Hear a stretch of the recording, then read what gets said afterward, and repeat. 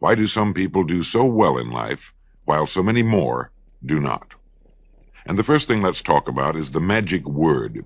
The experts call it the most important word as far as the results we get from life are concerned in this or any other language. And that word is attitude. It is our attitude toward life which will determine life's attitude toward us. Let's face the fact honestly that we shape our own lives, and the shapes of them will be determined by our attitudes. A person with a poor attitude toward learning, for example, isn't going to learn much until he changes his attitude. If we take the attitude that we cannot do something, we generally will not do it. An attitude of failure, and we're whipped before we start.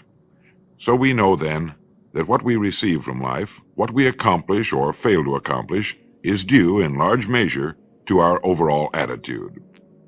William James of Harvard University put it this way: "The greatest discovery of my generation is that human beings can alter their lives by altering their attitudes of mind." And isn't it wonderful that we have this measure of control? Before we start talking about our attitude toward the world, let's talk about our attitude toward ourselves, since it is the attitude we take toward ourselves which determines our attitude toward the world. Now, right here we come to a rather strange fact. We're so familiar with ourselves, we tend to take ourselves for granted. We tend to minimize the things we can accomplish, the goals we can reach, and for some equally strange reason, believe others can accomplish things in our field which we cannot. There are literally millions of human beings living narrow, darkened, frustrated lives, living defensively, simply because they take a defensive, doubtful attitude toward themselves, and as a result, toward life in general. Many people are suspicious of and oppose change, yet change is the one thing in life on which we can absolutely count. People who stay young all the years of their lives not only welcome change, but see it for what it really is: new opportunity, new chances for further fulfillment. Attitude is a reflection, a result of a person's will. It is incalculably powerful. It can bring about marvelous results for us, but we need to train it patiently, day by day. Now let's talk about the attitudes of people who are successful. The top 5% of the people who go sailing through life from one success to another, and who, even when they fail at something, shrug it off and head right out again. No matter who the person is or what he does, men and women in sales, business executives, people in all the professions, wives and mothers, students, top people in the armed forces, public servants, men and women in the service of religion, working men and women in all fields of endeavor, wherever you find a person doing an outstanding job and getting outstanding results, you will find a person with the right kind of attitude. These people take the attitude toward themselves that they can accomplish what they set out to accomplish, that there's no good reason on earth why they can't be competent, successful. They have a healthy attitude toward themselves and, as a result, toward life and the things they want to accomplish. And because of this, they achieve some remarkable things, and they come to be called successful, outstanding, brilliant, lucky, and a lot of other things. They're quite frequently no more brilliant or outstanding than the majority of the people by whom they're surrounded. But they did develop the right attitude, and they found their accomplishments not too difficult, and many times surprisingly easy, simply because it seems that so few are really trying, really believe in themselves. Successful people come in all shapes and sizes and in widely varying degrees of intelligence, background, and so on. But they all have one thing in common. They expect more good out of life than bad. They expect to succeed more than they fail. If you want something worthwhile, take the attitude that there are a lot more reasons why you can have it than there are that you cannot, and set out to earn it. Go after it, work at it, ask for it, and 9 times out of 10, you'll get it. Our environment is really a mirror of our mental attitude. If we don't like our environment, we have to change our attitude first. Now, the world plays no favorites. It's impersonal. It doesn't care whether we change or not. Adopting a good, healthy attitude toward life doesn't affect the world and the people in it nearly as much as it affects us. It would be impossible to even estimate the number of jobs which have been lost, the number of promotions missed, the number of sales not made, the number of marriages ruined by poor attitudes. But you can number in the millions the jobs which are held but hated, the marriages which are tolerated but unhappy, All because of people who are waiting for the world and others to change toward them, instead of being big enough and wise enough to at least make a test which will prove beyond any shadow of a doubt where most or at least a big part of the trouble lies. Studies made of the lives of literally thousands of successful people have shown that they radiate confidence, assurance, they expect success, and they get success. You can spot these people by the way they walk, by the way they look and act. You can feel it about them when they enter a room. They may be short and fat, or tall and thin, or any combination in between, but they have about them the attitude of success. Right now, I want you to realize, if you don't already, that in 5 years or less, you can get right to the top of the work you're now doing. I know this, but the important question here is, do you know this? The minute you do know it, you'll have this right attitude I'm talking about. The easiest and most effective means of forming a good attitude habit is to begin to act as though you have a good, positive, expectant attitude toward life. That's right. Begin right now to walk, act, and look as though you belong to this group. If you're already in the top 5%, you'll know what I mean.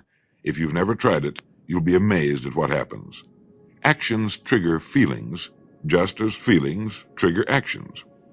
Now, let me tell you of a little test you can make which will prove beyond any shadow of a doubt that a good attitude can change a person's life as dramatically as walking from a darkened room into the bright, clear light of day. Not long ago, I read a line which went, "Life is dull only to dull people." This is true, but it also could have read, "Life is interesting only to interesting people," or "Life is successful only to successful people." And what I'm trying to say is that you must first become, mentally, from an attitude standpoint, that which you wish to achieve. A famous restaurateur was being interviewed by a reporter who asked, "When did you become successful?" He replied, "I was successful when I was sleeping on park benches, because I knew what I wanted to do and that I would do it." In short, his attitude had been one of success, of expecting success, long before the material, the tangible rewards of success had been earned. We'll get into this particular phase of Lead the Field in record number 3, A Worthy Destination. But for now, remember that a person must act, look, and because of these things, feel successful before the success he seeks can come. Chances are you know people who seem to be what others call lucky. All kinds of good and wonderful things seem to happen to them, and they give the impression of happily sailing through life, having a wonderful time, and getting more accomplished in a year than most people do in 5. This has been figured out fairly scientifically, and if anyone will conscientiously go about the test I'm going to recommend, and stay with it every day for the next 30 days without fail, that person can join this small, happy, and extremely productive group of people. He'll find himself becoming lucky, as they say, and most of his problems will pretty well take care of themselves. Of this you can be sure. The results will be nothing short of amazing. Now, it makes no difference how good a person's attitude has been in the past. Anything can be improved upon, and it's the small refinements upon something already good that makes it great. So here's the test. For the next 30 days, act toward the world, everything and everyone with whom you come in contact, with the attitude which represents the kind of results you want to achieve. That is, if the result you want is more success in what you're doing, act as though you are already in possession of the success you seek. If you want others to treat you with admiration and respect, treat others with admiration and respect first. Have you ever stopped to think of this? Every human being on earth is the most important human being on earth as far as he or she is concerned. You may never get anyone to admit it, but it's a fact. So for the next 30 days, treat every person with whom you come in contact as the most important person on earth, remembering as you do so that as far as that person is concerned, he is. Now, the reason I say treat everyone in this fashion is mainly because this is the way human beings ought to treat each other, and because it will help you form a habit that will bring you amazing and delightful results for the rest of your life. Have you ever noticed that the higher you go in any organization of value, the nicer the people seem to become? You see, the bigger the person, the easier it is to talk to him, to get along with him, to do business with him. Do you know why? It's because he's got a good attitude, and people with the best attitudes just naturally gravitate toward the top. So for 30 days, act toward others and the world at large in exactly the same manner you want the world and others to act toward you. Treat your wife or husband as the person he or she really is, the most important person in your life. And the same with the children. Carry out into the world each morning for 30 days the kind of attitude you would have if you were the most successful human being on earth.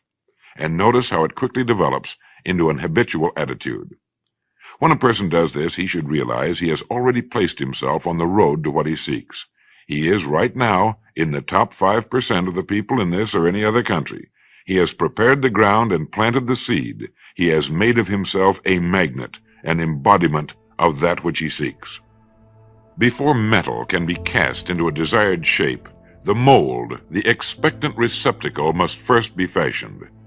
Before a building can be erected, the excavation must be made and the foundation laid. And before a person can achieve the kind of life he wants, he must become that kind of individual. He must think, act, talk, walk, and conduct himself in all of his affairs as would the person he wishes to become.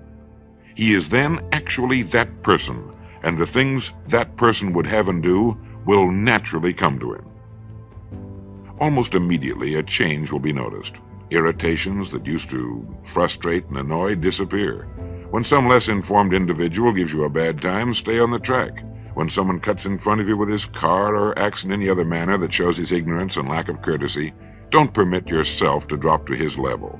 Pity him, for that's what he really deserves. That's the very group a person doesn't want to belong to. And if he acts like them, well, let's face it, he belongs with them. There's nothing in the world that men, women, and children want and need more than the feeling that they're important, that they're needed and respected. They will give their love, their affection, their respect, and their business to the person who fills this need. So the magic word is attitude.